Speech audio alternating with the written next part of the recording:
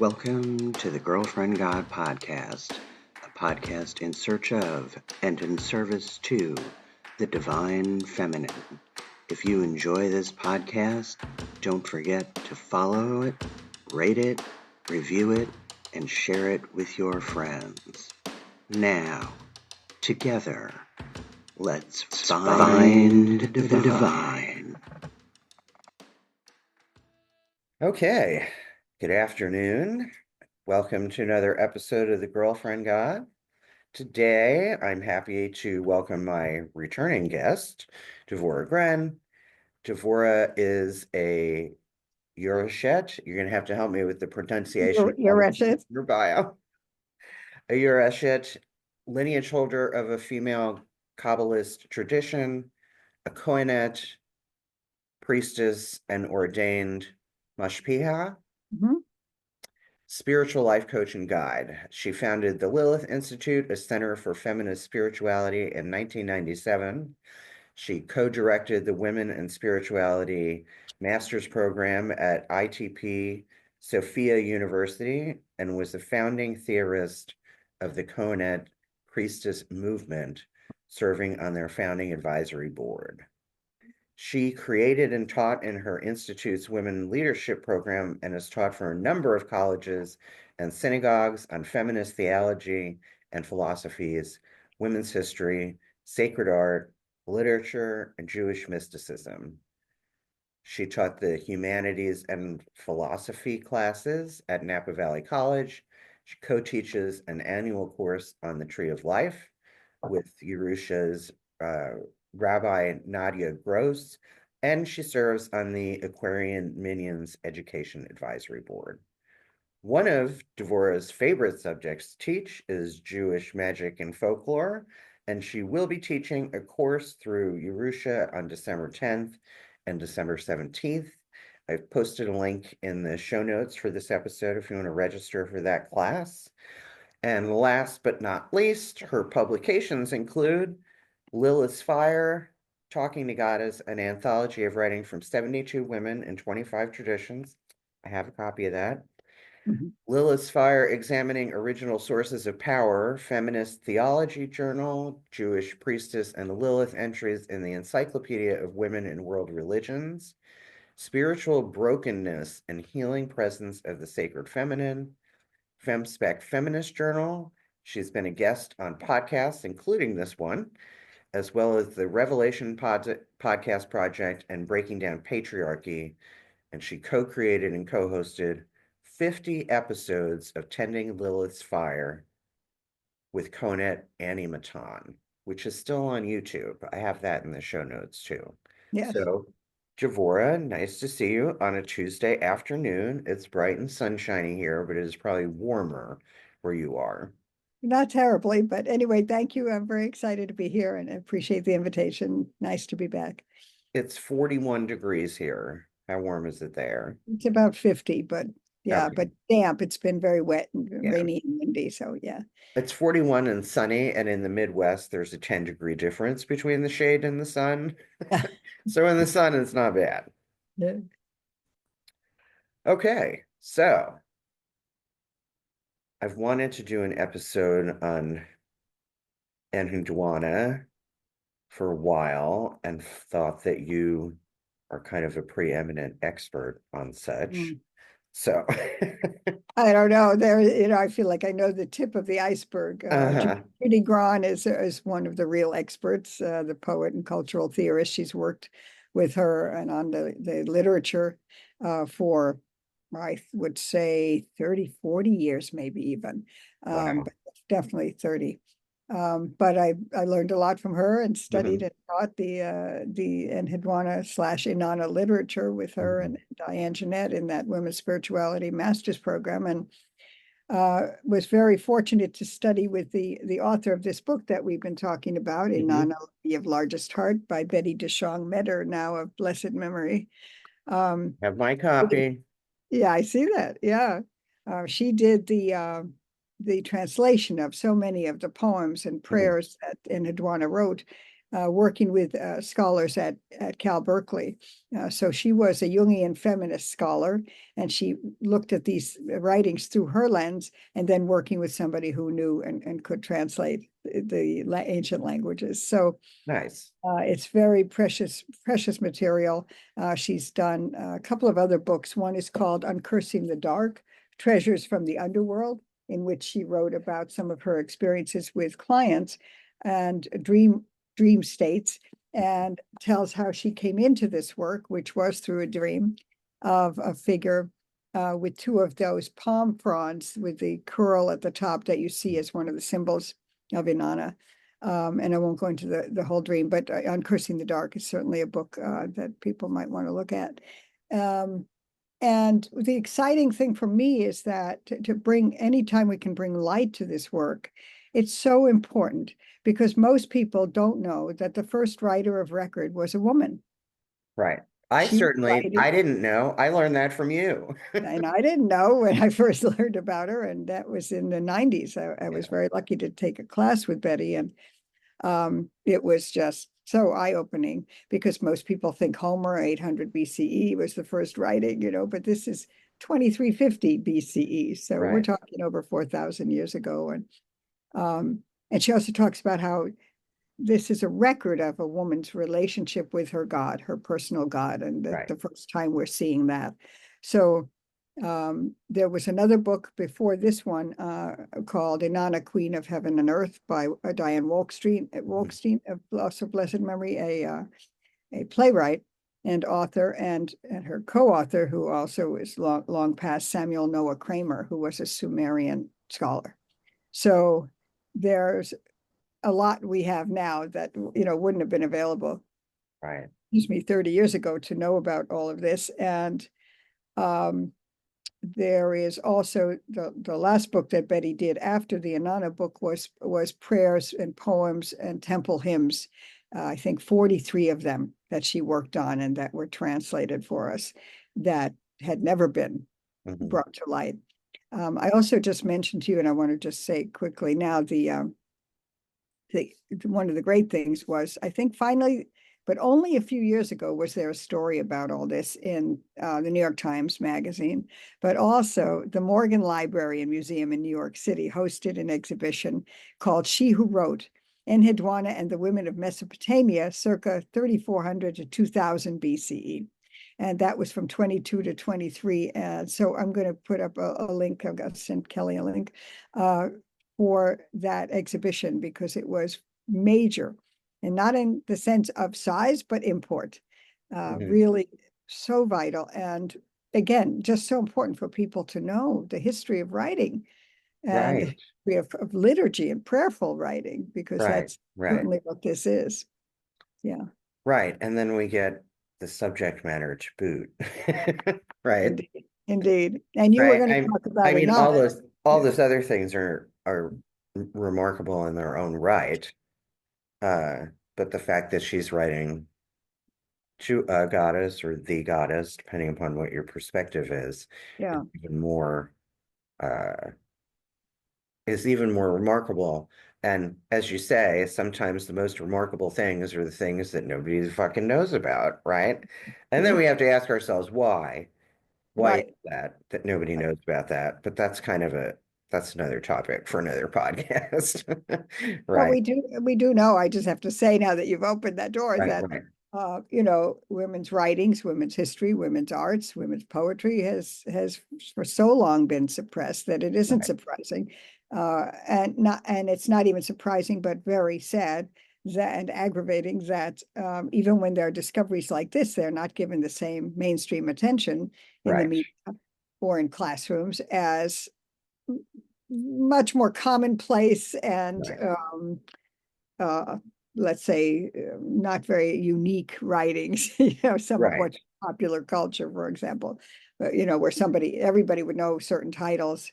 They don't compare the kind of literature. It doesn't compare. So anyway, well, and we still have I mean, even today we still have these gatekeepers of information who, even though they, like a reporter, even though they try and be unbiased, we all have inherent biases, and that leads to things I think still today, like statues that we know damn well are representative of a goddess, having the placard in the museum that says, woman, Utility doll. right, or woman holding a gourd, or Right. what Or I a mean? tambourine or a drum, right. Right. So that's still very much at play.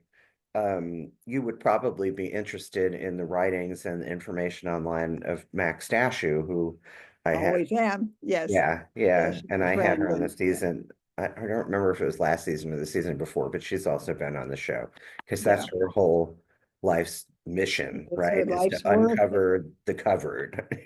Absolutely. And I will just say that for people who don't know her work, her website is suppressedhistories.net. And Yes. it's a must read, it's a must view. And it's so rich, the images that she has come across and created, because she is also an artist and painter. Yes. I'm very happy to say, I don't know if you know this yet, that she will be the keynote speaker at our upcoming Wisdom of the Mothers Symposium, end of April. I did Yeah, not know that. How yeah, awesome. Lilith Institute's partnering with Yerusha to do that. And it'll be up on my website soon. It's already on social media. We're calling for proposals for that, and it's going to be about celebrating matriarchal and matrilineal spiritual traditions. That's So amazing. Where is it? it's virtual. It'll all be online.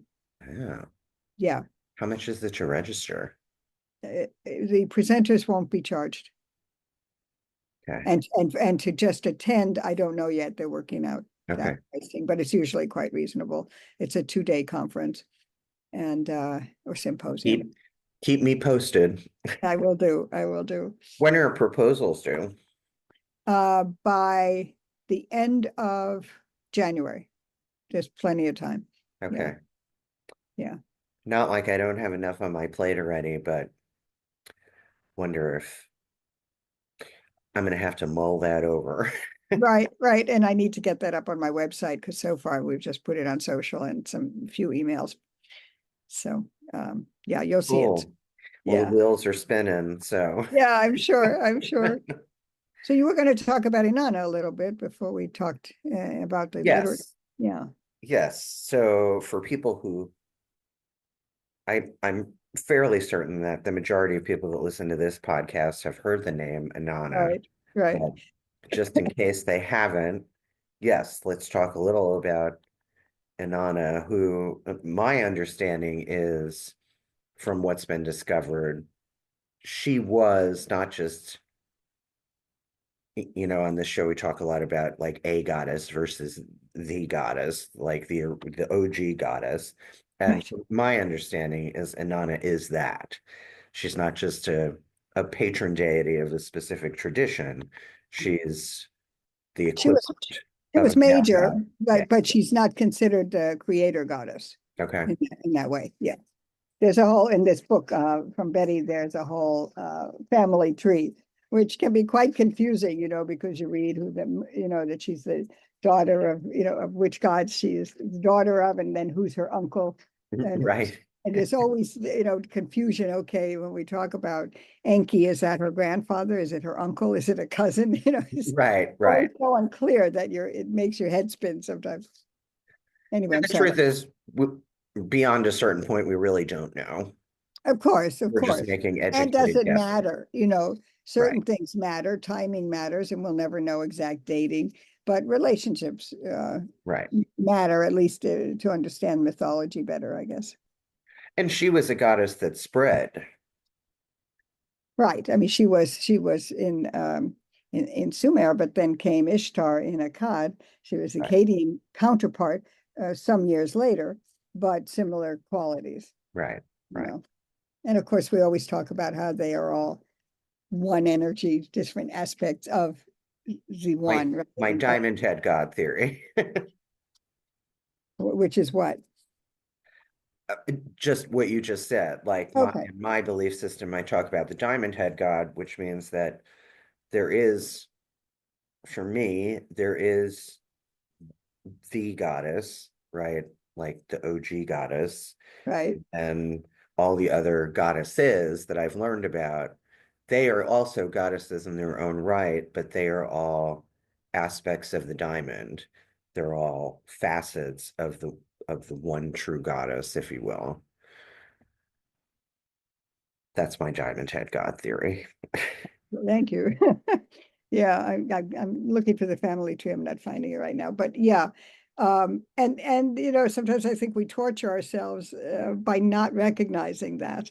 Right. So when I was doing my thesis on Lilith, it was a big question. Well, who is she and what does she look like? And was she evil? You know, she wasn't always this evil, you know, this demon Right. that happened as patriarchy set in. But Right. that was a real question I had. And I was very lucky to have Betty on my thesis committee. And I once asked her, could she be an aspect of Inanna Ishtar? And she said, yeah, I don't see why not.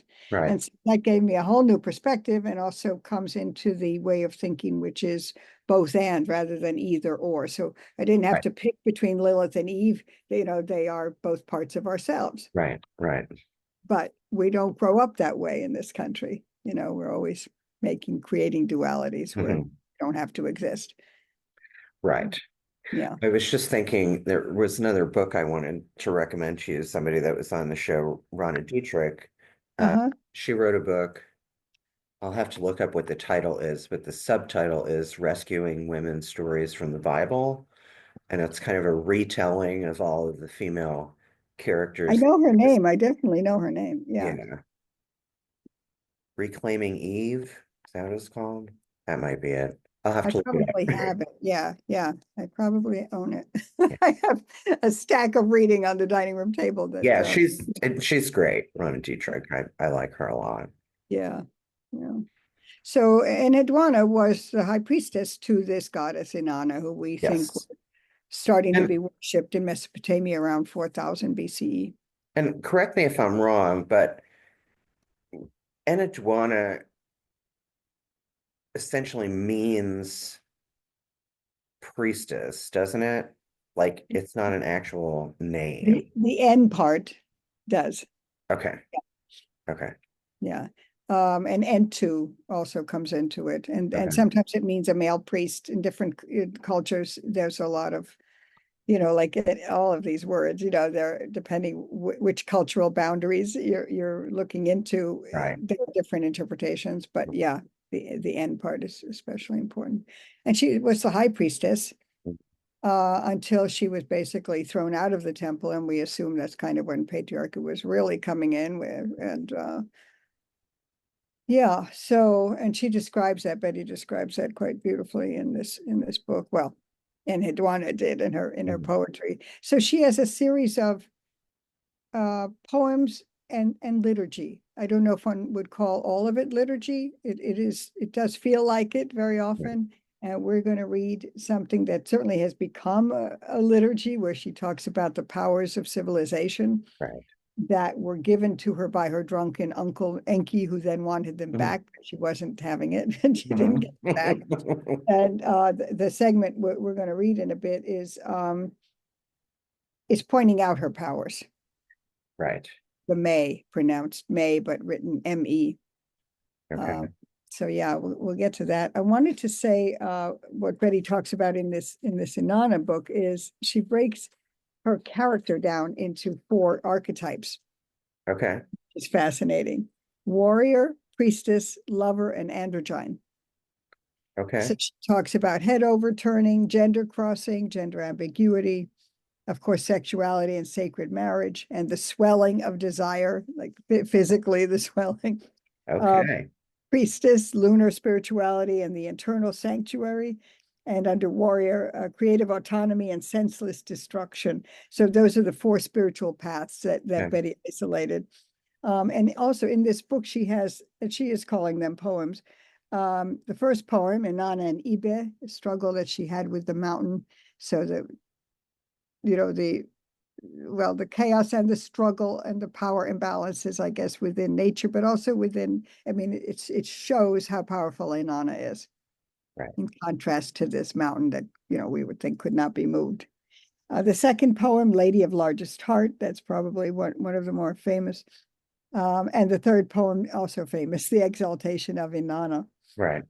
One of the pieces I always love, one of the lines, And it's probably in the second poem because I see there's a piece, look at your tormenting emotions, primary emotions, and the goddess, which Betty analyzes. But it's kind of like we sometimes, and Judy Grenn has written about this, there's a comparison that can be made between her and Job and Inanna, Enheduanna, and her struggles with Inanna, and Job's struggles with God, Okay. or Yud-Heh-Vav-Heh.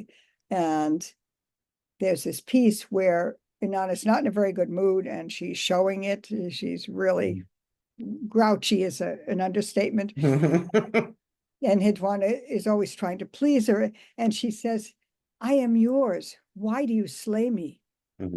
Because she's so, it feels like brokenhearted, Right. that she's not, that her goddess is displeased Right. and angry even. And when I was first introduced to this literature, a friend of mine said, Chris Brandenburger said, we have learned from Betty's work, and I guess elsewhere too, that the goddess, despite many people's perceptions, and goddess communities weren't always peace-loving, fun-loving, everybody getting along. The goddess wasn't always sweet and mild. She also could rage. She could be fierce. Right. And I knew that from Lilith, but it's a really good point here because, and with Kali Ma, I also thought I called them blood sisters in my thesis, she and Lilith, because they are rageful on behalf of others. Right. Of those who can't speak for themselves. So I call it a righteous rage, not just I, but other people as well, and. Right. My friend David Justice called it sacred rage. I like that. Yeah. Maya Luna, the poet, has written a poem that may even have that title. And it's a wonderful reframing because it's so much part of us. And as we know, it just increases if we try to suppress it. Right. And it's valid and it is valuable, Right. especially speaking out on behalf of those with no voice, but also speaking out on our own behalf. So when Inanna gets enraged, you really know it.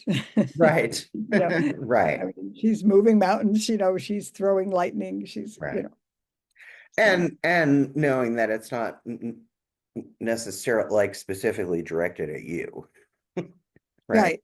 It isn't about my goddess is angry because they've done something wrong. Exactly. It's Like not I'm not that important or special, right? Right. Not about me. Good point. It's not, oh, God's passing judgment on me because I did this bad thing. I ate Right. cookies, or Right. Which is a I didn't belief take out the dog. That's a belief that I don't have in goddess spirituality, right? Like I don't feel like I'm ever punished. Right. She puts me in places and situations where I have an opportunity to learn something. Certainly. That's punishment, right? That's growth. Right. And I also don't feel like I ever have to apologize for anything because I don't think she ever judges me. Right. Like that's what's at the core of my relationship with the goddess is I do things to please her, but even if I didn't, she would love me anyway. She'd still love you. Unconditional love. Yes. I mean, I do what I do out of reverence and worship, not because those are things that she demands of me. Right. And I think that's true in many traditions, certainly in the Shakta traditions in India and elsewhere. And I think with Shekhinah in the Jewish tradition, that the unconditional love, but that, if you mess up, you will get a clear message. And you're expected, I think, to catch yourself and evaluate and, without having to live up to a 10 Commandments that's male written. Right. And controlled, really. Right. It's being in charge of our own spiritual evolution versus having to follow a strict set of rules to achieve the same state of spiritual growth. Yes. Right. And the Kabbalistic tree of life, in fact, Shekhinah, Malchut, used to be translated mostly as kingdom, but it is the way we evaluated it and interpret it as sovereignty. Right. So that she gives us sovereignty, and that means we're going to screw up sometimes because we're human. Right. And but to have that additional layer of guilt because you think God is mad or will punish you, I think is such a huge burden that people many people live with. Yes. Yeah. Too bad for them. Right. I think I wrote about that in the article you cited about it was an interview actually on the spiritual brokenness and the healing presence of the sacred feminine. Yeah. Right. I mean, I work with a lot of women who come to me with that spiritual brokenness. And and I went through this experience myself, right? Like, even though my belief was strong and I was solid in what I believed about the goddess, things I learned in my upbringing from the Catholic Church took years to really say, no, I don't believe that. Including philosophies like punishment and reward. I was very quick to, for years, go to, if something bad happened to me, that I was being punished for something. Yeah, yeah. And I could say, oh, I don't believe that. But it was so ingrained, there was something in me that would still bring up that idea from time to time. Absolutely. And correspondingly, about being judged. It took me a really long time to get out from under that. Yeah. And I think anybody that's raised in a Catholic or Christian household that has or Jewish struggle, or Jewish, right? I would say Judeo-Christian. I had some of that. And it wasn't even because, I mean, I didn't grow up in a strict Catholic household, Right. It's not like we were reading scripture over dinner or anything Right. like that. It's in the culture. Yes. I'll tell you a story which shows that. I did, as actually a part of an anthropology class project, a ritual bath called a mikvah in Judaism. Not something I ever would have gone to otherwise, because I regarded it only as a very Orthodox practice, which at that time it mostly was. Orthodox married women, heterosexual couples they were talking about in those times only. Had to not have sex, not touch their husband, not have any, no flirting, no joking around, which could lead to flirting during menstrual periods, while they're in menses, in the state of being nida, it's called Niddah. And so then even after you stop bleeding, you allow another week to be sure you're not still having drops and staining or anything like that. And then you can go to this ritual bath, the mikveh. So I was interested in it, but I also found it sort of abhorrent and male controlled and very oppressive. But I was working with Judy Grenn at that time and on learning and studying with her metaformic theory, which is the idea that menstruation is created culture. She did a groundbreaking book called Blood, Bread, and Roses, which outlines this philosophy. It's more than a theory, we always tell her. It's really become a philosophy. Right.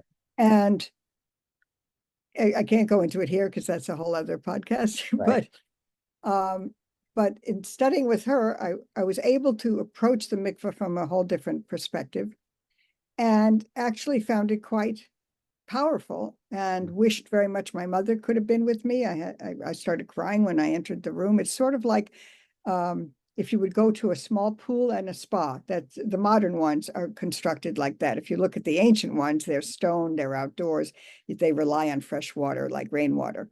Today, because modern life, you're allowed to collect rainwater in a tank on top of the building and filter that, and that becomes the water. And it's usually about 7 steps down into this pool, and you're supposed to submerge 3 times your whole body. So it's really like going back into the womb in a certain way, or coming out, newly created, and can be very powerful. But if you attach your own meaning to it, I think. Anyway, I went in. You're not allowed to have anything that stands between you and the water. So no false nails, no makeup, false eyelashes, anything. And in most of these places, there are mikveh attendants, women who will check to be sure there isn't a loose hair on your shoulder or anything that would stand between you and the water, which is kind of a beautiful idea, I came to realize. Anyway, I went there. There was a mikveh lady attendant, at this one that I went to. And I did I submerged the first time, all good, because you have to completely cover your head. The second time I didn't completely submerge, so she said, do it again.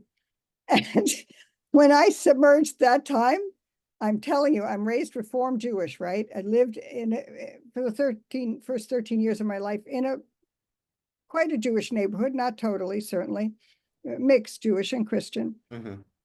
But that's my upbringing. I go down the second submersion, and what comes into my brain? Bless me, Father, for I have sinned. These are the words that came to me. Yeah. I was so shocked. I immediately corrected. I give myself credit for that. Right. Self-corrected, did it an extra time, the dip, and said, bless me, Mother, for I have done well. I immediately transformed it. But if I hadn't already had a couple of years of women's spirituality studies, Right. I don't think I would have known to do that. So to Right. carry that, I'm just saying it endemic of, symbolic of Right. how Christian the culture was at that time Right. and how strong these messages are. Right. Yeah. Well, it was the same thing about being gay, right? Like Sure. my parents, that's never been an issue between me and my parents, but I still grew up where I grew up when I grew up and in the Catholic Church, and I got that messaging regardless of their liberalism, right? Yeah, Yeah, it's a message. Societal messaging is insidious. it is. It is. It is. It really And is. on that subject, I don't know if you know the work of Carter Hayward and Ann Gilson, but they were two people I really relied on when I was doing my thesis. And Carter Hayward's a reverend, and she wrote about lesbians in the church. And Ann Bathurst Gilson's book was Eros Breaking Free, and similar topic. Right. And both really wonderful, powerful books. Yeah. I often mention them or suggest to students to read something from there, even though, they're not new, they're from probably the 80s, not even the 90s. Right. But some of those classics are still critical, like Mary Daly, Beyond God the Father. Right. I wouldn't replace those for Right. anything. And Women Who Run with the Wolves in a more contemporary setting, right? Yeah. Yeah. So who was Enheduanna? So high priestess, somebody who wrote these poems, this liturgy to her personal God, who had a very active personal relationship. We can imagine her making all kinds of offerings throughout the day, Right. And praising her name, honoring her, keeping her altars in a variety of settings. And so yeah, she, as I said, was pushed out by 2350. So she may have only reigned, I've forgotten the exact thing, but 30 or 40 years. I'm guessing at that because I don't remember at this moment, but maybe not even that long, and yet had a tremendous impact. Is there anything known about her personal history, like where she was born, who her parents were, how did one rise to the rank of high priestess? Right. I don't remember where she was born, but I think Sumerian born for sure. I think it's been a while since I've gone over those things, but in those days and for centuries later, and still it exists somewhat in certain cultures, you would be named an apprentice, or you'd be named an initiate, or it would be seen by your community or your family that you had this calling. Or I think as you got older, then you might have said, this is what I want to do with my life. Or in the case of a Kohenet, a Hebrew priestess, the way I came to that word and that function at all is that I realized we were doing in the East Bay a lot of the functions of a priestess. Right. But there was no such thing anybody ever heard about in Judaism. Right. You were the ancient priests under Aaron of the Solomon's temple, but no women. So that just seemed ridiculous. And we felt like we're not just making this up, we're recreating also something ancient. Right. And the Kohenet movement then happened and got, let's say, made official by the creation of with Rabbi Jill Hammer of the Kohenet Priestess Training Institute that we referred to in my bio. That I served on with Lynn Gottlieb and Alicia Ostreicher and a couple of other women on the founding advisory board.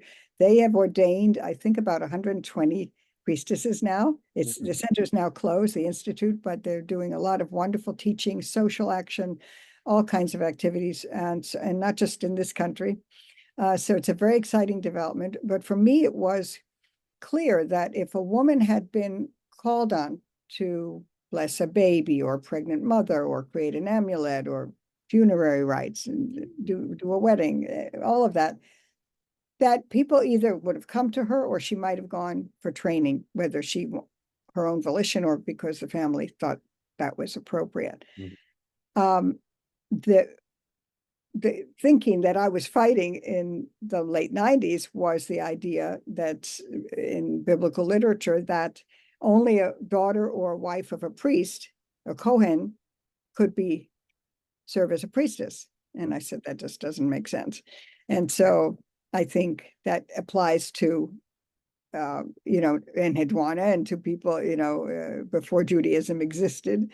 And still today, that even if you're not, I think in some cases, if you're not ordained, Right. for example, that's a whole question. Do you have to be ordained to be a good rabbi or priestess or minister? Right. I don't really think so. I don't think it either. can be very important. The teachings are important. Mhm. And so I'm sure a lot of people would vehemently disagree with what I've just said. Right. I think the training and teaching is important. I think if you don't have the right circumstances, though, like you might be in a seminary and it doesn't work for you because it doesn't inspire you, Right. I think that's a problem. And I've also seen, not often, but a couple of rabbis over the years who didn't inspire me at all. Mhm. I wouldn't necessarily want to sit there and listen to them. And then there are a couple of others that no matter what they write or say, I want to hear it because it's so well done. It's Right. with such passion. They're empathetic, they are compassionate. I think those kinds of qualities and having the knowledge are prerequisites, for Right. being a spiritual leader in any tradition. Right. So I think I have the sense that she probably apprenticed and grew into it. Again, I could be off on some of that, and I probably go read up on it again. But Mhm. I guess it's not important to me because I just take it as, however I learned it. It was a definite fact because Right. especially since we found her writings, Right. her function is clear, Right. And it wasn't until patriarchy started raising its head that it would have even been questioned, Right. So So I feel like that raises the question of, was she unique, or do we believe if there was one, there were surely others? surely there were other priestesses. But I mean, other priestesses worshiping Inanna in this way. Worshiping Inanna, probably Yeah. locally, sure. Because Right. she was in one place. There would have been other towns Right. where somebody could surely have been leading worship of whatever form, in whatever form that took. Right. Right. Yeah. And it's interesting because there's the book Myth of the Goddess by Baring and Cashford that Mhm. writes about different goddesses, and they call her Inanna-Ishtar because they Right. find her so I've seen that. I've seen that inflated. in the Yeah. literature. Yes. And you see it also, in a lot of the writings and in the art. So, for example, Betty's book, she has this image Right. of Inanna on the cover. She had to deal with museums, which was very tough. This is called, called Winged Goddess Inanna Ishtar, 2000 BCE, courtesy of the Louvre.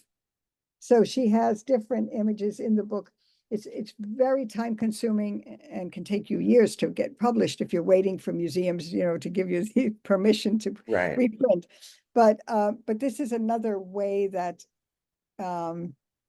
we can be reminded that she, as some would say, in Lucia Birnbaum of blessed memory, had a series of books, She Is Everywhere, anthologies. Another reminder is this figure I'm holding up, this terracotta of who for me is Lilith and will always be, but is also Inanna Ishtar. Right. And I have some friends for whom she is only Inanna, and this is a figure of a nude woman with a lion, two lions and two owls on either side of her, and holding the rod and ring of royal Sumerian authority. and a crowned crescent crown, sort of a conical hat, which Ishtar has, but it's not serpentine like that. But there are many variations of those kinds of headdresses. Yeah, so I think I don't know. I don't know where you want to go next. I'm thinking a lot of things, so I'll just be Well, I quiet. think that's another thing of like, we can only know so much, and the rest is we're kind of Faith. guessing based on the information that we have, right? Right. Because I think so many goddesses throughout history and throughout culture, kind of like a written document, their mythology has been rewritten over Mhm. and over again. And some goddess, sometimes a handful of goddesses will be conflated into one goddess. Right. Sometimes one goddess is also known as this goddess or that goddess, right? Like we have the whole, the Greek Roman pantheon and the equivalents in each, but were they really different goddesses? You know what I mean? Well, and you have the ones that were co-opted in Greece that Right. existed long before. Right. There's all those goddesses that when the patriarchy settled in, we lost to either they were demoted to being somebody's wife or consort, Sword, right. or they were uh, crone type figures who were then beautiful virgin girls. Or Right. you have like with not just Lakshmi, but also Kali and Sarasvati and others in the Hindu Shakta pantheon, who the Brahmins, if you see artwork, once the Brahmins came in, it is suddenly she's benevolent, she's smiling, she's all sweet, Right. sweetness and light, and not so fierce. I mean, Kali's an exception, but Right. and all her aspects. But what you're talking about is certainly present with Lilith. Right.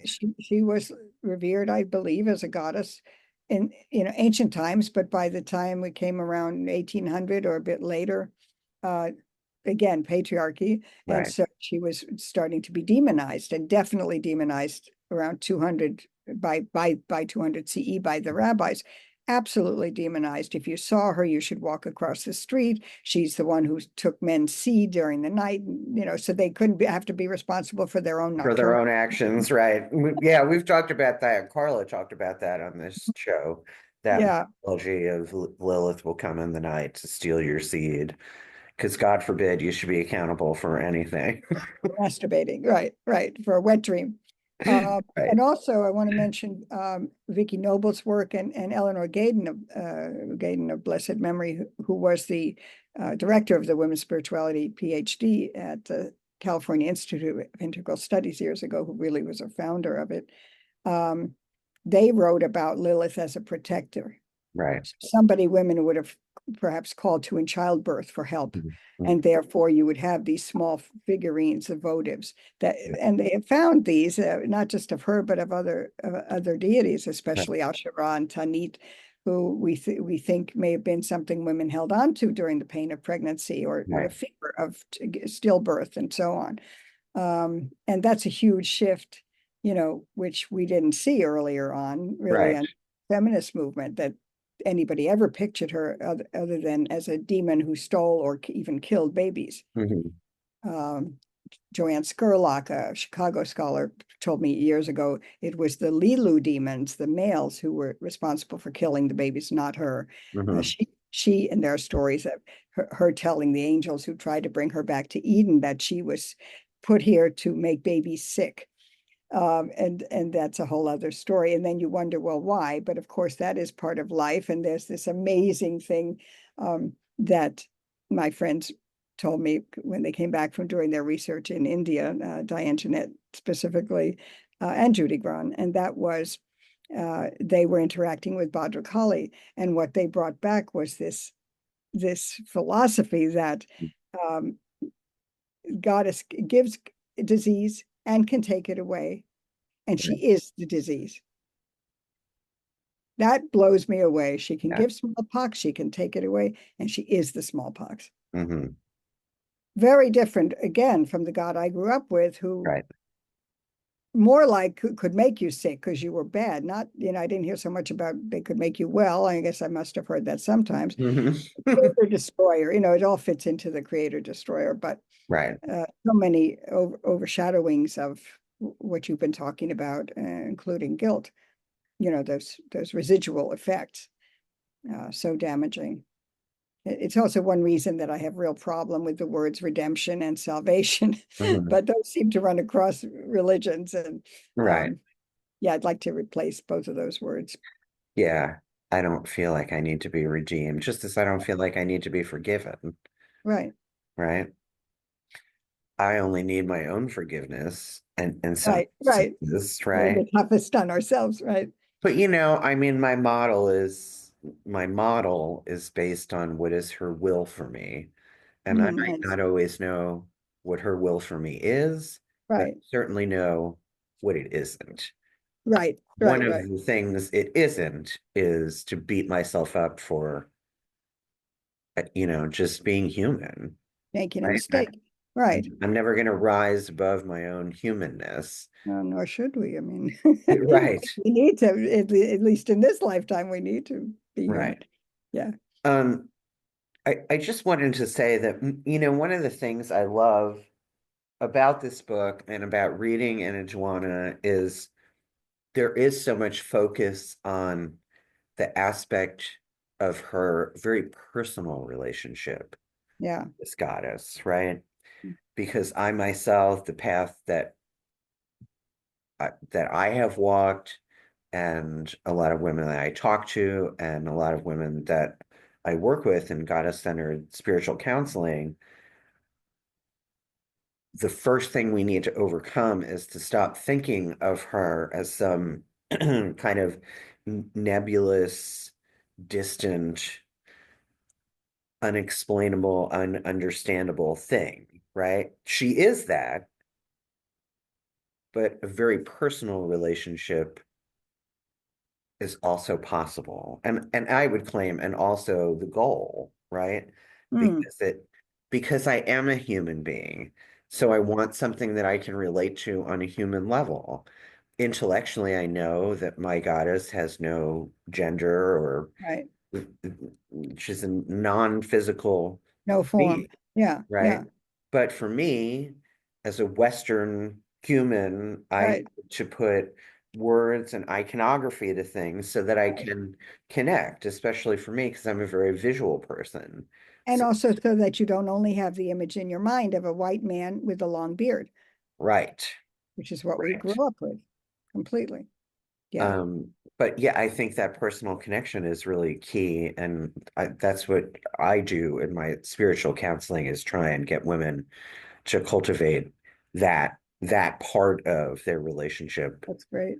with the Yeah. goddess, Makes it um, practical and here on earth. That's great. which I find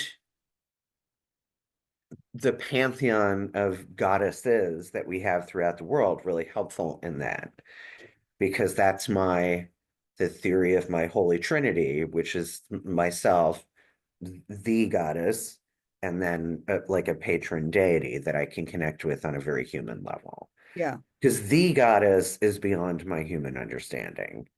Right. But a personal deity, I can kind of get with that, right? I can learn the mythology about that goddess. I can learn what I relate to with that goddess, what I can go to her for with help, or go to Right. her for help with, and all of those things. And Right. because, I started saying about a year ago, I used to envy Christians. And when I say that, what I mean is when I would hear them talk about their relationship with Jesus, like he Uh-huh. was, Yeah. their best Right. buddy that they Right. were meeting and having coffee with in the morning. And Yeah. I wanted that. I Sure. wanted that with the Yeah. gods, with a Yeah. feminine deity. And lo and behold, that is Yeah. available to all of us, It is. It right? is. And I also think it's Even if you want the polytheistic or duality of a male god and a female god, I would argue that's not necessary, because she is all encompassing of male and female energy. But well, and people if that's your jam, if you got to have a dude and a girl, then you get two of those personal. relationship. But also what interests me is that what comes up, and especially if you're in any conversation about goddess with somebody who, non-believer, let's say, or real skeptic, and they'll say God is formless, genderless. And I would always say, then why are we singing Our Father, Our King? Right. So anyway, we Right. should probably get to what Yes. we wanted to read. Yes. Let's We're get going to to it. read an excerpt from the second poem, Lady of Largest Heart, from Betty Medder's book. And so starting with To Run, to Steal Away, and towards the bottom of page 126. Do you see Yes. that? Okay, so if you want to start, and then we can each take a stanza. Does that make sense? Perfect. To run, to steal away, to cool the heart, to soothe, are yours, Inanna. Fitful wandering, speeding by, rising, falling, reaching the fore, are yours, Inanna. To smooth the traveler's road, to clear a path for the weak, are yours, Inanna. To straighten the footpath, to make firm the cleft place, are yours, Inanna. To destroy, to build, to lift up, to put down, are yours, Inanna. To turn man into woman, woman into man, are yours, Inanna. Love that. Allure, ardent desire, belongings, households are yours, Inanna. Wealth, brisk trading, quick profits, hoard even more, are yours, Inanna. Prosperous business, abundance of money, indebtedness, ruinous loss are yours, Inanna. To teach, watch over, supervise, scrutinize, are yours, Inanna. Life, vigor, fitting modestly, make guardian spirits, male guardian spirits, female guardian spirits, disclosing sacred spots are yours, Inanna. To worship in lowly prostration, to worship in high heaven, are yours, Inanna. The world of rejection, the world of riddance are yours, Inanna. And I'll just do the last few. Raise the battle cry, are yours, Inanna. Brawling, blurring the eyes, clashing strife, murderous fights, are yours, Inanna. To be all-knowing is yours, Inanna. I wanted to put those together just because they're both about warring. Gotcha. And she's trying to say in this, I mean, she's very much about teaching us duality and holding opposites, holding Right. paradox. And you see that a little bit in this, in this poem. And so she's praising, all her assets, but she's also not pulling any punches. She's also pointing out the things she does that, maybe make some people afraid of her, Right. But then you can see how much she loves her. In your dwelling, the great gods stand, saying sweet prayers and praise your dreadful brilliance. Gladly live at your lofty breast. No sanctions cease unending praise. Where is your single name not glorious? I mean, she's completely in love with her, obviously. Yes. And that's why she takes it so hard when she feels her goddess is displeased. Right. And we don't know altogether. We can imagine, and we know some of the reasons she thinks she's displeased, Right. Maybe when there were severe lightning and thunderstorms, she would take it, as many cultures would, as a sign of the gods are angry, Right. But as you said early on, that there's so much of this we'll never know, and so we have to use our imagination, or as Monique Wittig said, failing that, invent. We have to read between the lines. Right. But I think you're right. That emotion comes through, right? That whole, I mean, I'm a little in love with my goddess. That was necessary for me because I'm a romantic at heart, and I just, you know what I mean? Like that Yes. Yeah. makes me feel warm and fuzzy, and but at the same time acknowledging that not only is she my lover, she's also my mother, my sister, my friend, my teacher, my confidant, she's all the things, right? Yeah.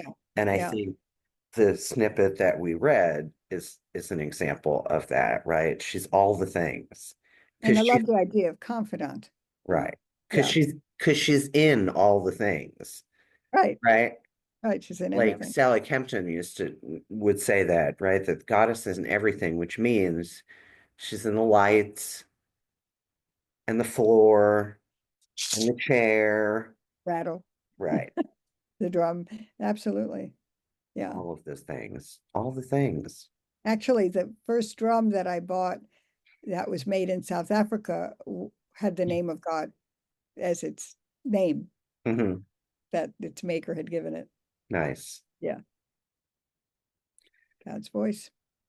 Well, I know you're a busy lady and probably have something else to scamper off to this afternoon.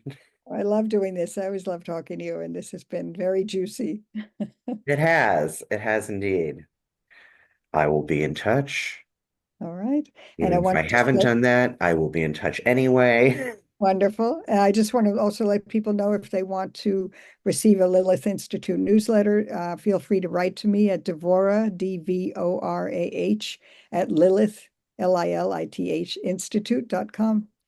And don't fill out the response box on my website because we're Right. undergoing a big shift. So Okay. just write to me directly. Yeah, And that information is also in the show notes, right. And the Jewish as man. is the list of all your book and all your social media links and where people can find you online.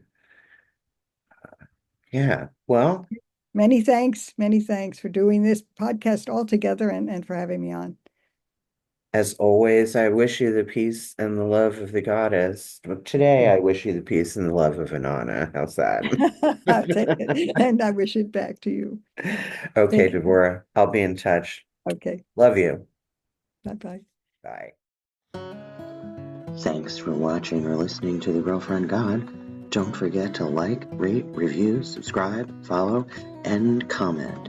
Episodes drop every Saturday morning at 8 a.m. and you can follow The Girlfriend God on social media on Instagram, TikTok, and Facebook.